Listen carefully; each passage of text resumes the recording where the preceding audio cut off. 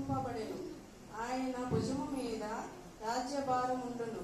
ఆశ్చర్యకరుడు, ఆలోచనకర్త, బలవంతుడైన దేవుడు, నిత్యుడగు తండ్రి, సమాధానకర్తయగు అధిపతి అని అతనికి పేరు పెట్టెను.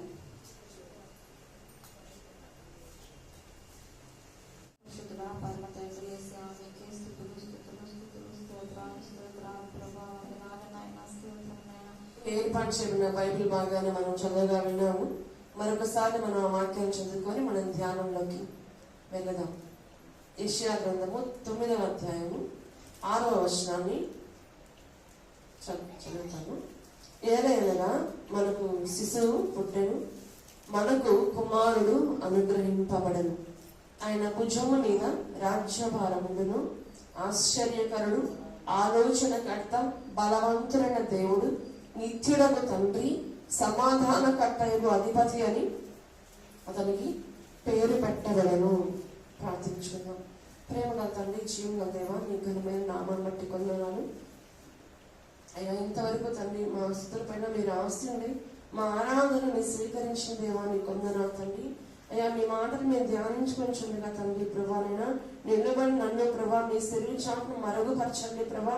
అయ్యా, నా నోటికి మీరే మాటలు అందించిన తండ్రి ప్రభా, నాతోనూ మీ ప్రియబిడ్డలు అందరితోనూ మీరు సూటిగా మాట్లాడి అయ్యా మీరు మహిమ పొందమని వేడుకొంచున్నాం. ఎవరి ఉదయంలో కలవరము అయ్యా భయము ఆందోళన మా బిడ్డల జీవితాల్లో మా జీవితాల్లో ఉన్నాయో తండ్రి, వాటన్నిటినీ ప్రభానైనా అయ్యా మీ వాక్యంని వెలుగులో కొట్టివేసిన తండ్రి ప్రభా, మా బిడ్డలందరికీ కావాల్సిన గొప్ప సమాధానాన్ని, శాంతిని, నెమ్మదిని మీరు కలుగు చేయమని మీకే వందనాలు, కృతజ్ఞతాస్తుతులు, స్తోత్రము చెల్లించుకుంటూ యేసు అధికార నామంలో ప్రార్థించని వేడుకొంచున్నాం తండ్రి, ఆమేన్. క్రిస్మస్ అంటేనే మనకి డిసెంబర్ అంటేనే మనకి క్రిస్మస్ సంతోషం వచ్చేస్తుంది. ఎంత హృదయంలో ఎంత బాధ ఉన్నా మనకు ఒక పండగ సంవత్సరానికి ఒకసారి. అయితే ప్రేమైన దేనిమంటారా, ఎవరికన్నా బిడ్డ పుడితే ఏం చెప్తామండి, ఫలానా వాళ్ళకి కొడుకో కూతురో పుట్టారని చెప్తాం కదండి. ఇక్కడ ప్రభువు గురించి రాయబడిన మాట ఏంటంటే, మనకు శిశువు పుట్టెను, మనకు కుమారుడు అనుగ్రహింపబడెను. ఎవరికైనా బిడ్డ పుడితే అది మన బిడ్డను కదండి, మనకు బిడ్డ పుట్టాడు, మనకు కుమారుడు గురించి అన్నాం, ఫలానా వ్యక్తికి ఫలానా బిడ్డ ఇద్దరికి అంటాం కదా. అయితే ప్రభువు మన కొరకు ఒక శిశువుగా ఈ లోకానికి రావాల్సి వచ్చింది. ఆయన పాప కూపంలో ఉన్న మనల్ని పరిశుద్ధులుగా మార్చడానికి ప్రభువే దిగి రావాల్సి వచ్చింది. ఎందుకంటే మనం ఆయన దగ్గరికి వెళ్ళలేం, అందుకని ఆయనే మనల్ని వెతుక్కుంటాం. మా బిడ్డలు మురికిలో ఉండకూడదు, మా బిడ్డలు అపవిత్రులుగా ఉండకూడదు, మరలా నాతో కలిసి జీవించే అనుభవాన్ని వాళ్ళకి కావాలంటే నేనే వాళ్ళ దగ్గరికి వెళ్ళాలి. ఎవరు కూడా తన స్థితిని తగ్గించుకొని రారు. ఇప్పుడు ఒకవేళ ఏదైనా గొప్ప వ్యక్తి, ఒక కలెక్టర్ వచ్చారనుకోండి, మనం మామూలు కుర్చీలో కూర్చోబెట్టాం కదా. మంచిది, శ్రేష్టమైనది, అందమైనది, మంచి స్ట్రాంగ్ గా ఉండేది, ఘనంగా ఉండేదని తెచ్చి ఒక అధికారిని మనము కూర్చోబెడతాం.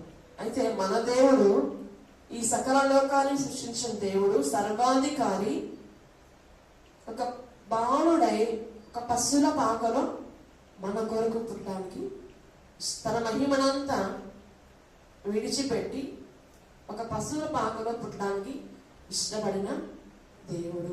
ఆయనంతా గొప్ప ప్రేమగల దేవుడు, ఆశ్చర్యకరుడు, మన చదువుకున్న ఆలోచనకర్త, బలవంతుడైన దేవుడు. ఆయన గొప్ప కార్యాలు మనము వర్ణించలేం.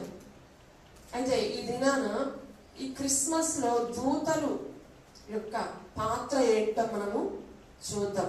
అనేక రకాల క్యారెక్టర్స్ మనం చూస్తుంటాం. క్రిస్మస్ డ్రామాలు పిల్లలు వేస్తూ ఉంటాయి.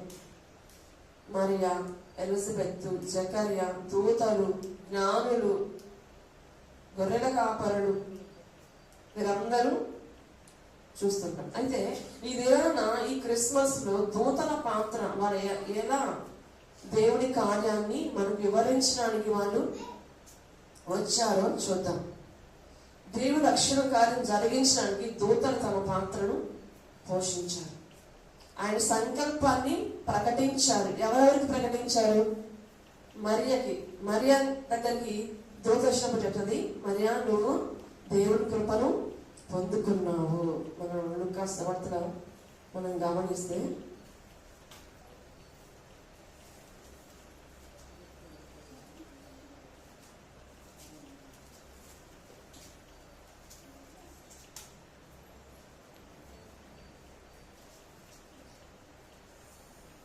ఒకటో అధ్యాయం 26వ వచనం నుంచి చదువుకుందాం. 6వ నెలలో గాబ్రియేలు దేవదూత గలిలయలోని నజరేతు ఊరిలో దావీదు వంశస్థుడైన యోసేపును ఒక పురుషునికి ప్రదానం చేయబడిన కన్యక యొద్దకు దేవుని చేత పంపబడెను. ఆ కన్యక పేరు మరియా. ఆ దూత లోపలికి వచ్చి ఆమెను చూచి, దయాప్రాప్తురాలా, నీకు శుభము, ప్రభువు నీకు తోడై ఉన్నాడని చెప్పాను. ఆమె ఆ మాటకు బహుగా తొందరపడి ఈ శుభవచనం ఏమిటో అని ఆలోచించుకొనిచుండగా దూత, మరియా, భయపడకము, దేవుని వల్ల నీవు కృప పొందితివి. ఈ దినాన ఈ దూతలు వచ్చి ప్రభు చెప్పాడట, పలానా ఊర్లో పలానా చోట మరియా అనే నా భక్తురాలు ఉంది, ఆమె దగ్గరికి వెళ్ళి ఈ మాటను ప్రకటించనగానే ఆ దూత చక్కగా దేవుని మాటకు లోబడి వెంటనే ఆ ప్రదేశాన్ని ఎదుర్కొంటాం. మరియా ఉండే ప్రదేశం. ఆమె ఏం చేస్తుంది? దేవుని సన్నిధిలో దేవుని కొరకు ఎదురు చూస్తుంది. ఆ దినానంట కన్యకలు అనేకులు ప్రవచనాలు చదువుకుంటారు కదా, ఒక కన్యకకి దేవుడు పుడతాడని. అనేక మంది కన్యకలు అంట రక్షకుడు మా గర్భంలో పుట్టాలని ఎదురు చూస్తా ఉన్నారంట. అయితే వాళ్ళందరినీ చూసినప్పుడు దేవుడు మరియా ఆయన కృపను పొందుకుంది. ఆయన కృపతో ఆమెను నింపాడు. ప్రియమైన దేవుని సంఘం, మన జీవితాలు కూడా మనం ఎక్కడో ఒక మారుమూల ప్రదేశంలో, లేకుంటే మందిరంలో ఎక్కడో ఒక మూల, లేదంటే మనం చదువుకున్న ప్రదేశంలో ఒక చివరి బెంచ్లో కానీ, ఉద్యోగంలో ఒక తక్కువ స్థితిలో కానీ మనం ఉండొచ్చు. అయితే మన దేవునికి మరుగైనది ఏది కూడా లేదు. ఆయన ఎవరి గురించి మనం చూసినా ఇక్కడ మనం గమనిస్తే మరియా అని చెప్పచ్చు కదా. దావీదు వంశస్థుడైన, అంటే ఊరి పేరు కూడా గలిలయలోని నజరేతు ఊరిలో దావీదు వంశస్థుడైన యోసేపును ఒక పురుషునికి ప్రదానం చేయబడిన కన్యక యుద్ధకు. చూసారా, ఈ దినం కూడా మనల్ని దర్శించడానికి దేవుడు ఎలా పంపిస్తారంటే, ఎలా వస్తారంటే మన గురించి బ్యాక్గ్రౌండ్ అనేది తెలుసు. మనం ఎవరి పిల్లలము, మన తాత ముత్తాతలు, అక్కడి నుంచి కూడా దేవుడికి మనకు గుర్తుండకపోవచ్చు. మన పితరుల పేర్లు మనకి చాలా మందికి గుర్తుండకపోవచ్చు. అయితే మన దేవుడు మన గురించి చెప్పాలంటే ఎక్కడికి తీసుకొస్తాడు? వెనక నుంచి వస్తాడు. మన బ్యాక్గ్రౌండ్ అంతా దేవుడికి తెలుసు. మన పక్కన వాళ్ళు తెలియకపోవచ్చు కదా, మన సొంత వారే తెలియకపోవచ్చు మన స్థితి. మన పైకి ఒక తక్కువ స్థితిలో ఉన్న లోపల దేవుడి శక్తి నింపబడిన వారు అయి ఉండొచ్చు. అది మన పక్కన వాళ్ళు తెలియకపోవచ్చు. అయితే దేవుడు, సర్వం పెరిగిన దేవుడు మన స్థితిగతులానికి తెలుసు. అంతమంది కన్యకులు ఉన్న దేవుని కృపను పొందుకుంది మరియా ఒక్కటే. ప్రియమైన దేవుని బిడ్డ, మన జీవితాల్లో దేనికి కూడా మనము భయపడాల్సిన అవసరం లేదు. నేను చాలా తక్కువ స్థితి నాది, నన్ను ఎవరు గమనించరు, నన్ను పట్టించుకోరు, నన్ను ముందుకు నడిపించేవాళ్ళు లేరు, ఎటువంటి మార్గంలో వెళ్ళాలి నడిపించేవాళ్ళని మనం దిగులు పడాల్సిన అవసరం లేదు. దేవుని మనం కలిగి ఉంటే దేవుడే మన కొరకు కార్యాలు జరిపిస్తాడు. ఆయన మన కొరకు దిగి వస్తాడు కార్యాలు జరిపించండి. ఇక్కడ మరియ దగ్గరకు వచ్చిన దూత, భయపడకము, దేవుని వల్ల నువ్వు కృప పొందింది. ఈ దినా దేవుడు మనకు అందరికీ చెప్తారన్నమాట. ఒక్కొక్కరి హృదయంలో ఒక్కొక్క రకమైన భయం, ఆందోళన, కలవరము ఉన్నాయి. అయితే మనతో దేవుడు చెప్తున్నమాట, భయపడకము. ఈ మాట మరియకి మాత్రమే కాదు, ఇక్కడ ఒక్కొక్కరికి దేవుడు చెప్తారు, భయపడకండి, దేవుడి వల్ల మీరు కృపను పొందారు. ఈ రోజు కూడా తన వాక్యాన్ని పరిశుద్ధాత్మ ద్వారా మన జీవితాలపై తన సంకల్పాన్ని దేవుడు మనకు తెలియజేస్తాడు. ఆయన వాక్కు ద్వారా, ఆయన స్వరం ద్వారా మనతో మాట్లాడుతూ ఉంటాడు. మనమే పెడచేలు పెడుతుంటాం, మనమే ఆ వాక్యాన్ని లెక్కలేనట్టుగా పెట్టేస్తుంటాం. కానీ దేవుడు మనతో ప్రతి దినము ఈ మార్గంలో వెళ్ళద్దు, ఇట్లా వెళ్ళు, ఇలా వెళ్తే నీకు మేలు, ఇలా వెళ్తే కీడు అని ఆయన ఎప్పుడు మనకి చెప్తానే ఉంటాడు. ఏది కూడా మనకి దాచాలని దేవుడు ప్రతిదీ మనకు చెప్పే చేస్తాడు. ఆయన మనమే వినం, చాలా సందర్భాల్లో కూడా ఆయన మాటకు మనం లోబడకుండా వెళ్ళిపోతాం. అయితే మరియ ఆ వాక్కును స్వీకరించింది. ఎన్నో అవమానాలు ఉండపోవాలి మరియ ఆ సిచ్యువేషన్ లో. అసలు ధర్మశాస్త్రం ప్రకారం అయితే పెళ్లి కాకుండా గర్భం వస్తే ఆమె రాళ్లతో కొట్టి చంపాల్సిన స్థితి. అయినప్పటికీ మరియ ఆ బాధ్యతని సంతోషంగా స్వీకరించింది. భయపడకము మరియ అనగానే మరియలో ఉన్న భయము పోయిందండి. ఈ దినాన మనము ఎవరికి భయపడబాకమ్మా దేవుడు సహాయం చేస్తారంటే అంటే ఇంకా ఆ భయం ఎక్కువ తెచ్చుకుంటున్నారు. ఆ భయాన్ని పోగొట్టుకోండి. ఎందుకంటే దేవుడు మనతో ఉన్నాడు. ఆయన మనతో ఉంటే భయం అవసరం లేదు. ఆయన ధైర్యాన్ని నింపే దేవుడు. ఇక్కడ మరియతో మాట్లాడాడు, యోసేపుతో కూడా మాట్లాడడానికి దూతని పంపిస్తాడు. యోసేపు అయితే సరళ ఏదో జరిగింది, మరియని అవమానించకుండా రహస్యంగా వదిలేద్దాం అనుకున్నాడు యోసేపు. అయితే యోసేపుని గురించి కూడా చెప్పబడ్డ మాటలు మనం ఇక్కడ గమనిద్దాం. ఈ దూతలు ఏం చేస్తున్నాయంటే దేవుడి రక్షణ కార్యంలో బిజీగా తిరుగుతూ ఉన్నారు అటు ఇటు. దేవుడు ఎక్కడికి వెళ్ళమని చెప్తే అక్కడికి వెళ్ళడానికి రెడీగా ఉన్నారు దూతలు. అయితే ఈ దినాన్ని మనం దేవుని కార్యం చేయడానికి సిద్ధంగా ఉన్నాము. పలానా పని చేయమంటే మనం చేయలేడుస్తూనే ఉన్నాం. దేవుడి కొరకు దూతలు అయితే యాక్టివ్గా వెంటనే లేట్గా నేను మళ్ళీ చేస్తాను అంటాం. పిల్లలకి మళ్ళీ ఏం చేస్తారు, వెంటనే చేసేప్పుడు చాలా తక్కువ. బయటికి వెళ్దామంటే కొంచెం ఆలోచిస్తారు. వాళ్ళ పనులు కొన్ని ఉంటాయి, అవి పక్కన పెట్టుకొని పోవడానికి ఇష్టం ఉండదు కదా. దూతలు వెంటనే దేవుడు ఆ నోటి నుంచి మాట రాగానే పరిగెత్తుకుంటూ మరియ దగ్గరికి వెళ్ళారు. మళ్ళీ పరిగెత్తుకుంటూ యోసేపు దగ్గరికి వచ్చారు. ఇలా ఆయన రక్షణ కార్యం కొరకు దూతలు చాలా యాక్టివ్గా పనిచేశారు. మనం కూడా మన జీవితాల్లో ప్రభువు కొరకు చురుగ్గా ఉండాలి. వెంటనే డిలే ఉండకూడదు. మన జీవితంలో రేపు అన్న మాట మన జీవితాల్లో ఉండకూడదు. ఈ దినమే మనం ఆయన కొరకు వాడబడాలి. రేపు నా జీవితం ఉండగా ఉండదు. దేవుడిని పిలిస్తే వెళ్ళిపోవాలి. ఈ రోజు నేను దేవుని కొరకు ఏ విధంగా వాడబడుతున్నాను అన్న గ్రహింపు మనలో ఉండాలి. ప్రియమైన దేవుని బిడ్డలారా, మత్తయి రాసిన సువార్త 1వ అధ్యాయము 20-21 చదువుకుందాం.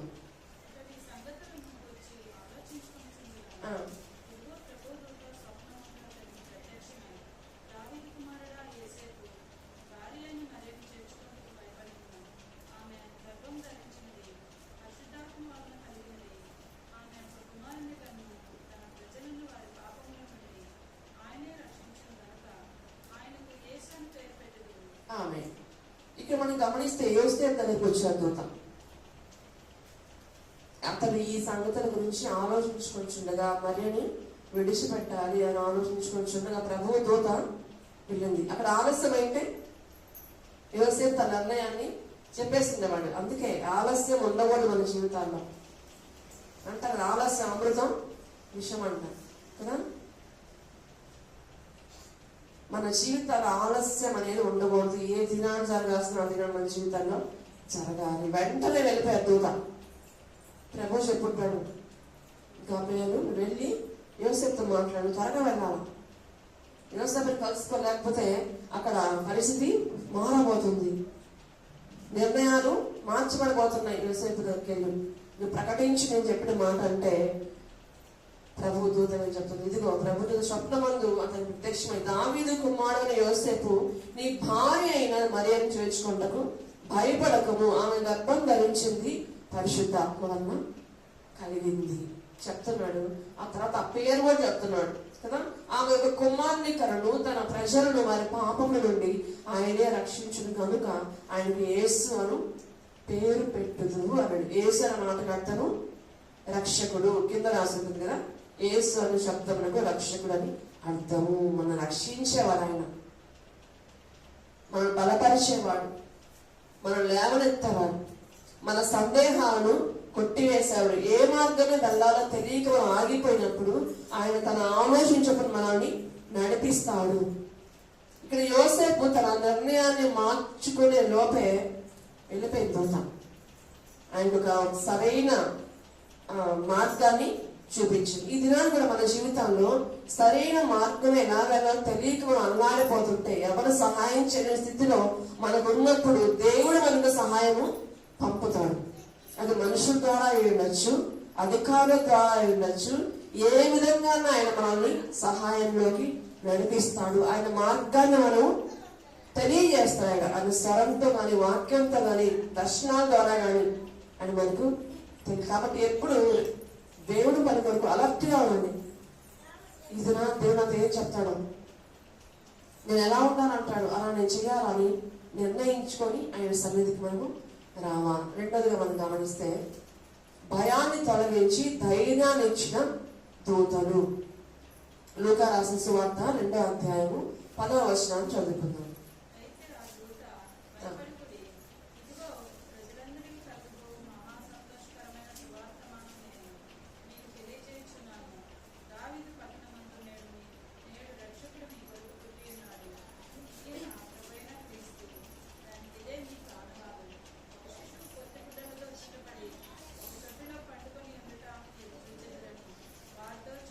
ఆమె గమనిస్తే, ఆ దేశంలో కొందరు గొర్రెల కాపర్లు పొలంలో ఉండి రాత్రి వేళ తమ మందను కాల్చుకొని చుండగా ప్రభు దూత వారి యొద్దకు వచ్చి నిలిచెను. ప్రభు మహిమ వారి చుట్టూ ప్రకాశించినందున వారు మిక్కిలి భయపడిరి. ఈ గొర్రెల కాపర్లు రాత్రి వేళ తమ మందను కాల్చుకొచ్చున్నారు. ఈ పొలాలంట బెత్లెహేముకు సమీపంలో ఉండే పొలాలంటవి. అవి ఎలా ఉంటాయంటే, పర్వతాల మధ్య ఉన్న లోయలో వాళ్ళు ఆ మందను కాచుకొంచున్నారంట. అయితే ఎలా ఉంటుందంట, అంతా చీకటి కదా. ఆ చీకటిలో ప్రభుదూత రాగానే ఏమైంది, గొప్ప వెలుగు ప్రకాశించింది. ప్రేమనా దేవుడారా, మన జీవితం మన చీకటిలో ఉంది అనిపించినప్పుడు ప్రభు మన దగ్గరికి వస్తే గొప్ప వెలుగు మనం చూస్తాం. అయితే ప్రభు మన దగ్గర రానియకుండా మనం ఆయన దూరంగా పెట్టేస్తే ఆ చీకట్లో మనము మగ్గిపోతాం. చాలా మంది కూడా మనం గమనిస్తుంటాం కదా, ఏదన్నా ప్రభు అనుకుంటాడు, ఈ బిడ్డలకి ఏదైనా ఒక శ్రమ అనుమతిస్తే నా దగ్గరకు వస్తారేమో అనుకుంటే, శ్రమలు వచ్చిన ఆ శ్రమల్లోనే ఉంటారు కానీ ఆయన సన్నిధికి రాలేక చాలా మంది ఇదేనా అంటున్నారు. ఆయన ఒక మతాన్ని స్థాపించడానికి రాలా, క్రైస్తవ మతాన్ని ఈ లోకంలో పెట్టాలా అని రాలా. దేవుడు మార్గాన్ని చూపించడానికి వచ్చాడు. మనం మొదట్లో అనుకున్నాం కదా, మన పాపంలో ఉన్న మనల్ని ఆయన దగ్గరకు చేర్చుకోవడానికి ఆయన వచ్చాడు. ప్రజలందరికీ కలగబో మహా సంతోషకరమైన సువర్తమానం ఇది. మన ఒక్కరికి కాదు, ప్రజలందరికీ. ఈ లోకలు ఎంతమంది ఉన్నారు అంతమందికి. అయితే గ్రహింపు లేదు. అందుకనే మనం కూడా ఈ దూతల్లాగా ప్రభు కార్యాలను మనం చురుగ్గా ఉండాలి. ఎక్కడెక్కడ చీకటి ఉందో అక్కడ ప్రభువుని మనం చూపించేవారుగా ఉండాలి. అది నీ ఉద్యోగ స్థలం అయినా, చదువుకునే స్థలం అయినా ప్రభువుని మనం చూపించాలి. ప్రభు కార్యాల మనము ముందుండాలి. ప్రియమైన దేవుడారా, ఈ గొర్రెల కాపర్లు భయంలో ఉన్నారు. అయితే దూత చెప్తుంది, భయపడకుడు. ఎక్కడ పట్టినా ఈ దూతలు ఏమంటారు, భయపడద్దు, భయపడద్దు, భయపడద్దు. ఒక కలవరం మన జీవితాల్లో ఉంటే ఈ క్రిస్మస్ మన భయాల్ని తొలగించే రోజు. దేవుని సందేశం వచ్చిన చోట ఏముంటుందండి, వెలుగు ఉంటుంది. అందుకే దేవుడు చెప్తారు కదా, గ్రంథంలో రాయబడి ఉంటుంది, ఆయన వాక్కులు వెల్లడి అరుడతోడనే అంట వెలుగు వస్తుందంట. అందుకనే దైవ గ్రంథాన్ని చదవండి, అది దాన్ని కొంచెం ఓపెన్ చేయండి. ఒక రోజు అంట ఒక విశ్వాసైన ఒక స్త్రీ ఇంటికి దైవజనుడు వచ్చాడంటండి. వచ్చి, అమ్మ వాక్యం చదువుకుంటున్నారా? రోజు చదువుకుంటున్నాను మాస్టర్ గారు. అవునా, ప్రార్థన చేసుకుంటున్నారా? రోజు చేసుకుంటున్నాను, 3 సార్లు చేసుకుంటున్నాను మాస్టర్ గారు. మంచిదమ్మా, ఒకసారి నీ బైబిల్ ఇవ్వమ్మా అన్నాడంట. ఆ షెల్ఫ్లో ఉన్న దాన్ని బాగా తుడిచి ఇచ్చిందంట మాస్టర్ గారికి. ఆయన ఓపెన్ చేయగానే దాంట్లో అద్దాలు కనిపించాయంట. ఏమిటమ్మా ఇట్లా అద్దాలు ఉన్నాయంటే, ఓ మాస్టర్ మాస్టర్ బా చాలా సంతోషం పాస్టర్, నాకు ఎన్నో దినాల నుంచి కనబడిన అద్దాలు ఈరోజు నాకు కనిపించాయి. అవునా అమ్మ, రోజు చదువుతున్నాను అన్నాడు కదమ్మా. అంటే ఏమంది, అబద్ధం కదా. వాక్యాన్ని చదవండి, ఆ వాక్యంలో ఉన్న వెలుగుని దేవుడు మనపై ప్రసరింపజేస్తాడు. అంటే ఆ బైబిల్ ఎంతో కాలం అయింది, ఎప్పుడో చదివి అద్దాలు అడ్డు పెట్టేసి మూసేసింది. మనం పిల్లలు పెడతాం కదా, అట్లా అద్దాలు పెట్టేసి మూసేసింది. ఎంతో కాలం అయింది, ఎత్తుక్కుంటా ఉందంట. కొత్తగా కొనుక్కోవాలనుకుంటున్నాను పాపం. అట్లా పాస్టర్ గారు వచ్చి తీగానే కనిపించాయి. మన జీవితంలో అంతే, వాక్యాన్ని మనము ధ్యానించాం, వింటాం, విని వాటిని గుర్తుపెట్టుకుంటాం కదా, మన జీవితాల్లో అలవర్చుకుంటాము. వాక్యాలు ధ్యానించండి, చదవండి అన్నాను. ఒకవేళ నేను మా బంధువులు కావాలి చూస్తే ఎప్పుడు వారికి బైబిల్ ఓపెన్లో ఉంటుంది. నాకు అర్థమైంది కదా, చిన్నప్పుడు చూసేదాన్ని. ఇలా పెట్టేసి ఎందుకు అర్థం పెట్టారంటే, మా దేవుని వాక్యం అది, దైవ వాక్యం నుంచి మనకు వెలుగు వస్తుంది, సాతాను పారిపోతా అని చెప్పేది నా చిన్నప్పుడు. అవునా అని చెప్పి నేను కూడా ఇంట్లో పెట్టాను. ఇంట్లో పెడతా మా నాన్న మూసేసేట తెలియక కదా. అంటే ఆయన వాక్యం వెళ్ళడి అగురుతో ఏమవుతుంది, వెలుగు వస్తుంది. అంటే బైబిల్ పెట్టగానే వెలుగు వస్తుంది కాదండి, ఆ వాక్యం మనం రోజు చదవాలా. మందులు తెచ్చుకుంటాం, షుగర్కో, బీపీకో, ఇంకా దేనికో. ఆ మందులు ఒక షెల్ఫ్లో పెట్టేసి వాటి రోజు చూసుకుంటా ఉంటే మనలో తగ్గిపోద్దా? షుగర్ తగ్గిపోద్దా? బీపీ తగ్గిపోతుందా? ఇవి ఏమంటే బ్లడ్ పడడానికి ఐరన్ టాబ్లెట్స్, కాల్షియం అవన్నీ ఉంటాయి కదా, వాటన్నింటిని అక్కడ పెట్టుకుని రోజు చూస్తా ఉంటే, అమ్మ వీటిని 3 పూట్ల వేసుకోండి అమ్మా అంటారు డాక్టర్స్. ఆ 3 పూట్ల పోయి దాన్ని చూసుకొని వస్తా ఉంటే మనకు ఆరోగ్యం వచ్చేస్తుందా? రాదు కదా. అట్లాగే మన జీవితాల్లో బైబిల్ ఓపెన్ చేయగానే మన కార్యాలు జరగవండి. దాన్ని చదవాలా, చదివిన దాన్ని మనము అన్వయించుకోవాలా. అది మన శరీరంలో మందులు ఎలాగైతే పనిచేస్తాయో అలా ఈ వాక్యం మన జీవితం పని చేస్తేనే ఉపయోగం. ఓపెన్ చేసి పెట్టుకోవడం వల్ల కాదు. చాలా మంది తిండి కింద పెడతారు, ఓకే మంచిదే. ఆ మందులు కూడా తిండి కింద పెడితే మనకి వచ్చేస్తుంది ఆరోగ్యం.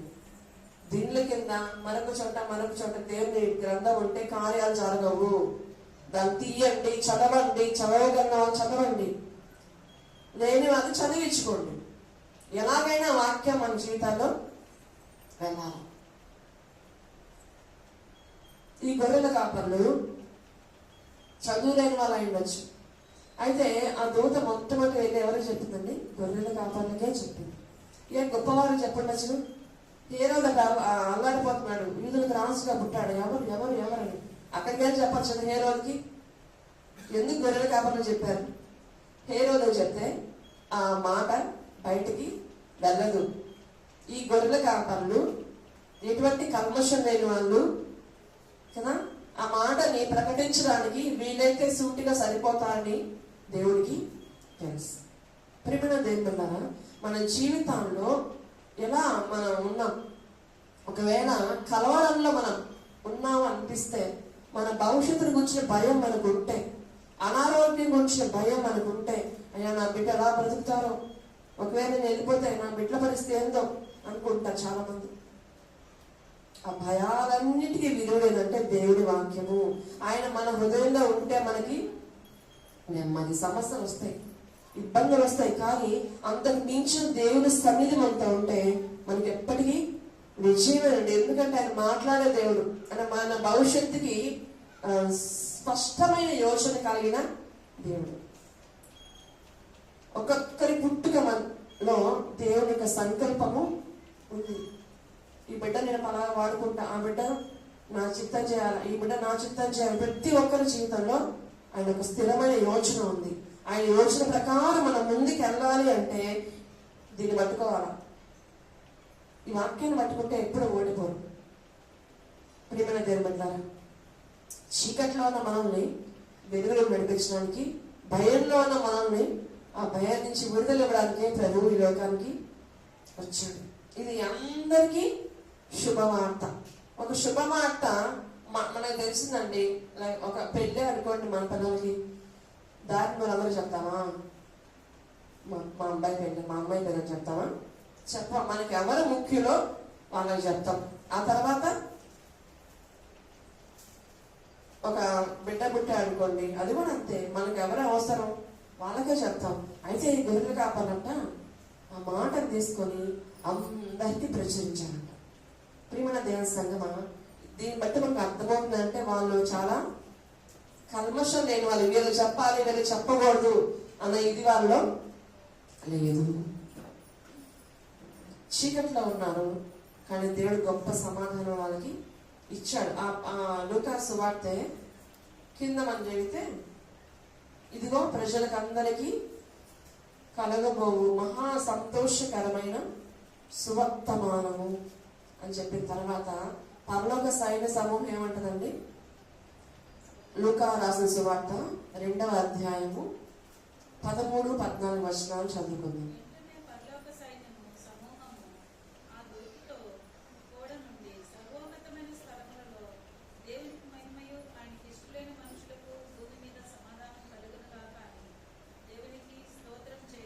ఆమె వెంటనే పరలోక సైన్య సమూహము ఆ దూతతో కూడా ఉండి సర్వోన్నతమైన స్థలములలో దేవునికి మహిమయు ఆయనకి ఇష్టమైన మనుషులకు భూమి మీద సమాధానము కలుగునుగాక అని స్తోత్రము చేయుచుండెను. గొప్ప సంతోషకరమైన సువర్తమానం. మన ఈ దినాలు ఎలా ఉందంటే, మన హృదయంలో సంతోషం లేకపోయినా మన సువర్తమానాన్ని ప్రకటించే వారిగా మనము ఉండాలి. ఏ హృదయ సంతోషం లేదు దినాన, దుఃఖం, శ్రమ, వేదన ఉన్నాయి. అయితే దేవుడు అంతకు మించి గొప్ప సమాధానాన్ని మనకు ఇవ్వడానికి ఈ లోకానికి వచ్చాడు. ఈ క్రిస్మస్ లో మనం కూడా క్రీస్తు ప్రేమను, శాంతిని, ఆయన వెలుగును ఇతరులకు పంచేవారిగా మనము ఉండాలి.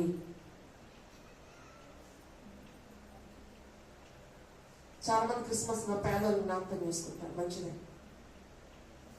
పేదలను ప్రతిరోజు జ్ఞాపకం చేసుకోవడం ఇంకా మంచిది. ఎందుకంటే పేదలకు ఇచ్చేవారంట యెహోవాకు అప్పిచ్చేవారంట. అప్పిచ్చిన వారికి రెండంతలుగా దేవుడు ఆశీర్వదిస్తాడు. వారి రోగశైలిలో ఉంటే లేవనెత్తాడు. కాబట్టి ప్రభు మనకు అనుగ్రహించిన ప్రేమను, శాంతిని ఇతరులకు మనము పంచాలి. దూతలు ఆయన ఎక్కడికి వెళ్ళమంటే అక్కడికి వెళ్ళారు. మన జీవితాల్లో కూడా ప్రభు మనకు మాట ఇచ్చినప్పుడు ఆయన ఎక్కడికి వెళ్ళమంటే అక్కడికి వెళ్ళాలి. నువ్వు ఈ దినాన ఈ ప్రదేశం నువ్వు వెళ్ళాలమ్మా అంటే మనం వెళ్ళిపోవాల్సిందే. ఈరోజు నీకు అనారోగ్యాన్ని నేను పెడుతున్నా అంటే మనం అనుభవించాల్సిందే. ఆయన మాటను మనము స్వీకరించాలి. ఆయన మాటను వెళ్ళినప్పుడే నిజమైన క్రిస్మస్ మన జీవితంలో వస్తుంది. ఒక వ్యక్తి ఉన్నాడు అపోస్తల కార్యాల్లో 10వ అధ్యాయంలో, కొర్నేలి అని ఒక వ్యక్తి ఉన్నాడండి. ఆయన చేసిన ధర్మ కార్యాలు చాలా దేవుని యొద్దకు చేరాయి. అయితే నిజమైన రక్షణ కొర్నేలికి లేదు. అది చూసాడు దేవుడు, కొర్నేలి ఎలాగైనా రక్షింపబడాలి, కొర్నేలి ఇంకా నన్ను తెలుసుకోవాలి, తన ద్వారా అనేక మంది రక్షణ పొందుకోవాలి అనే ఉద్దేశం కలిగిన దేవుడు కొర్నేలి దగ్గరికి దూతను పంపాడు. చూద్దామా అపోస్తల కార్యాల గ్రంథము 10వ అధ్యాయము మొదటి నుంచి చదువుదాం.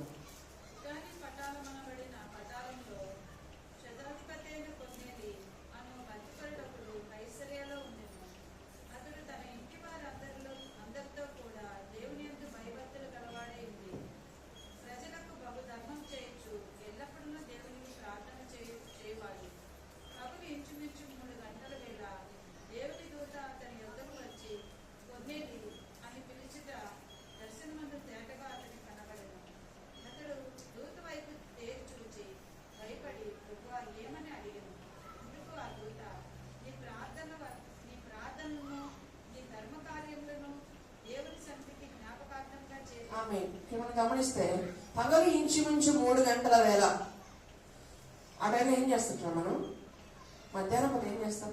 డ్యూటీలు లేని వాళ్ళు మంచిగా నిద్రపోతాం కదా. అయితే కొన్నేళ్ళు ఏం చేస్తున్నాడు? ఫ్యామిలీ ప్రేయర్ చేసుకుంటున్నాడు. మనకు సాయంత్రం పూట చేసుకోవడమే కష్టం కదండి. ఈయన ఒక అధికారి, శతాధిపతి అయిన కొర్నేలి అని రాస్తుంది అక్కడ. 100 మందికి అధికారి అయిన ఇతను ఎంత బిజీగా ఉంటాడు. మనం ఒక పని చేయమంటే మనం చాలా బిజీగా ఉన్నాం. ఇప్పుడు దాకా తర్వాత చేస్తాం, మనం ఏం ఉండదు అక్కడ, మన వాళ్ళకి ఏం ఉపయోగం ఉండదు, కానీ మనం బిజీగా ఉంటాం. ఈయన 100 మందికి అధికారి. ఎంత బిజీగా ఉన్నారా? మధ్యాహ్నం పూట 3 గంటలు చక్కగా నిద్రపోవచ్చుగా, ఒక అరగంట సేపు. కుటుంబం అంతటిని పెట్టుకొని దేవుణ్ణి ఆరాధిస్తున్నాడు, ధర్మకార్యాలు చేస్తున్నాడు. మనం అనుకుంటే చాలా సందర్భంలో ఈ ధర్మ కార్యాలు, ఈ ప్రార్థనలు ఎట్టుపోతున్నాయో అనుకుంటాం. అనుకున్నారు ఎప్పుడైనా? ఏదన్నా మన జీవితం కార్యం జరగలేదు అనుకోండి, ఏమనుకుంటాం? ఎట్టుపోతుందో లేకపోతే నేను చేసిన ప్రార్థన అంతా ఎట్టుపోతుంటాం, గాలి గుట్టుపోతుందేమో అనుకుంటే ఏం వెళ్ళవు. ఎక్కడన్నా ఇక్కడ కొన్నిటికి ఏం చెప్తారు దూత? నీ ధర్మ కార్యాలు, నీ ప్రార్థనలు ఎక్కడ చేరాయి? దేవుని సన్నిధికి జ్ఞాపకార్థంగా చేరాయి. ఈ దినాన మన ప్రార్థనలు కూడా చేరుతున్నాయి. నమ్మండి, నమ్మినప్పుడే కార్యాలు జరుగుతాయి. ఏదో చేసేసాలే అంటే జరగదు. జ్ఞాపకార్థంగా చేరాయి. దూతను దేవుడు పంపాడు. అనుకున్నాడు కొన్ని రక్షించబడాలంటే పేతుల్ని పంపాలా. పేతులు ఎక్కడున్నా అంటే కింద మనం గమనిస్తే యొప్పేలో ఒక చర్మకారుని ఇంట ఉన్నాడు. చూద్దామా 5వ వచనము. ఇప్పుడు నీవు యొప్పేకు మనుషులను పంపి పేతులను మారుపేరు గల సీమోను పిలిపించుము. అతను సముద్రపు ధరినున్న సీమోను ఒక చర్మకారు ఇంట దిగి ఉన్నాడు. చూసారా, నేను మొదట్లో చెప్పా కదా, మన బ్యాక్గ్రౌండ్ దేవుడికి తెలుసు. మనం ఎక్కడున్నామో, ఎవరింట్లో ఉన్నామో, వాళ్ళకి సంబంధించిన డీటెయిల్స్ అన్ని దేవుడికి తెలుసు. పేతురు ఎక్కడున్నాడు అని ఒక మాటగా చెప్పచ్చు కదా. అతను సీమోను అన్న చర్మకారు ఇంట దిగి ఉన్నాడు. నువ్వు మనుషులు పంపించి పేతురు దగ్గరికి, అతను నీకు వచ్చే రక్షణ కార్యాన్ని వివరిస్తాడు అని దూత చెప్పాడు. వెంటనే కొన్నేళ్ళు ఆలస్యం చేయడం పంపాడు పేతురు దగ్గరికి. అక్కడ పేతురు అనుభవం ఏంటంటే పేతురు ప్రాంతంలో ఉన్నాడు. ఆ సమయం మనం గమనిద్దామా? ఇదే 10వ అధ్యాయం అపోస్తల కార్యములు 9వ వచనం చదువుదాం. మరునాడు వారు ప్రయాణమైపోయి పట్టణమునకు సమీపించినప్పుడు పగలు ఇంచుమించు 12 గంటలకు పేతురు ప్రార్థన చేయడం మిద్దె మీదకి ఎక్కాడు. ఆమేన్. పగలు ఇంచుమించు 12 గంటలకు పేతురు ప్రార్థన చేయటకు మిద్దె మీదకి ఎక్కి. ఈ రెండు టైమింగ్స్ మనం చాలా కష్టం కదా ప్రార్థన చేయడానికి. 12 గంటలు భలే బిజీగా ఉంటాం, 3 గంటలప్పుడు కూడా బిజీగా ఉంటాం. 2 బిజీ టైమ్సే. ఆ టైంలో భక్తులు ఏం చేస్తున్నారండి? దేవుడికి ప్రార్థనలు, యాచనలు అర్పిస్తుంటే పేతురికి ఒక దర్శనాన్ని దేవుడు చూపిస్తాడు. కొన్నేళ్ళు ఒక అన్యుడు, పేతురు యూదుడు. యూదులకి వీళ్ళకి పొంతన కుదరదు. యూదులు దేవుడు మాకే అంటారు. అయితే ఈ సువర్తమానం ఎవరికండి? ప్రజలకు అందరికీ కదా. అందుకనే దేవుడు కొన్నిని కూడా రక్షింపబడాలి. అన్యులు కూడా, మనం అందరం కూడా అన్యులు, మన యూదులు కాదు, మనం కూడా రక్షించబడాలని దేవుని ఉద్దేశం. అందుకనే పేతురు దర్శనం ద్వారా అన్యులు కూడా నేను స్వీకరిస్తున్నాను, అన్యులు నా బిడ్డలను తెలియజేయడానికి ఒక దర్శనాన్ని చూపిస్తాడు. పేతురు వెళ్ళాలా వెళ్ళకూడదా ఆలోచన ఉంటే, పేతురు నీకోసం 3 మనుషులు వచ్చినారు, కిందకెళ్ళు, వాళ్ళు ఒక ప్రదేశం చెప్తారు, అక్కడికి వెళ్ళు, అక్కడ కొన్నేది ఉంటాడు, ఆయన నువ్వు రక్షించాలా. దేవుడి సంకల్పం చూసారా? ఒక వ్యక్తి పట్ల ఆయన ఉన్న ఉద్దేశము ఎప్పటికీ మారదు. మనమైతే వీళ్ళు ఏం మాట్లాడలే, పరమ భయంకరులు వీళ్ళు అంటారు. ప్రతి ఒక్కరిని నేను మార్చడానికి ఈ లోకానికి వచ్చాను. కొన్నేని మారాలి దేవుని ఉద్దేశం కోసం తిప్పాడు దూతని నలువైపులా. ఇటు కొన్నేని దగ్గరికి, అటు పేతుల దగ్గరికి. ఆయన రక్షణ కాలం నెరవేరింది. పేతురు కొరకు కొన్నేని కుటుంబం అంతా ఎదురు చూస్తుందంట. మనం ప్రాంతాలు పెట్టుకుంటాం, మేము తప్ప ఎవ్వరు ఉంటారు ముందు, చెప్తున్నా కదా, ఉంటారు, మేము వచ్చాకే వస్తారు. ఇక్కడ పేతురు కొరకు కొన్నేని కుటుంబం అంతా ఎదురు చూస్తుందండి. చూసారా దేవుని కొరకు ఎప్పుడు ఎదురు చూసారా? ఆదివారం ఆరాధన ముందుగా వచ్చి దేవుడు మనకన్నా ముందు, మాకన్నా ముందు ఉంటాడు కదా. ఎవరు వస్తారు నా బిడ్డను? ఆయన కన్నా ముందు మనం ఉంటున్నామా? ఆయన దర్శిస్తున్నామా? ఒక ఆరాధన పెట్టుకుంటే అందరు కూడి దేవుడు ఉన్నాడని వస్తున్నామా? ఇంత భయం మనకుందా?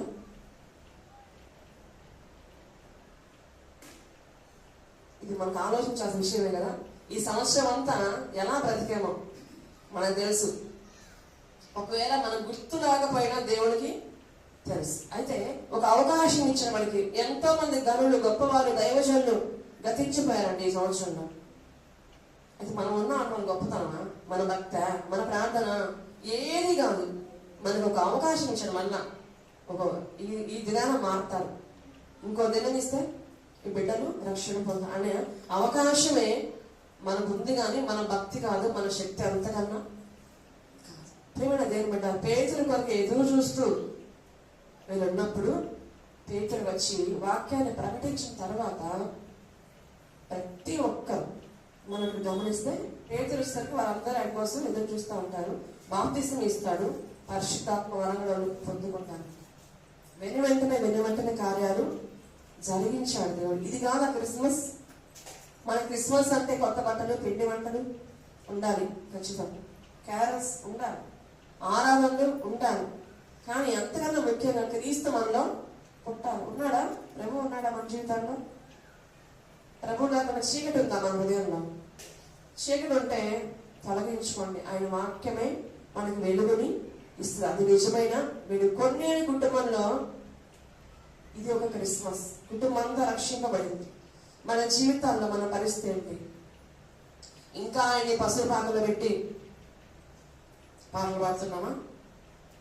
మన హృదయాన్ని ఎప్పుడు చేర్చుకుంటాం? ఎప్పుడు ఆయన పసుపు పాకలో ఉంటే మన హృదయంలో ఎప్పుడు రావాలి?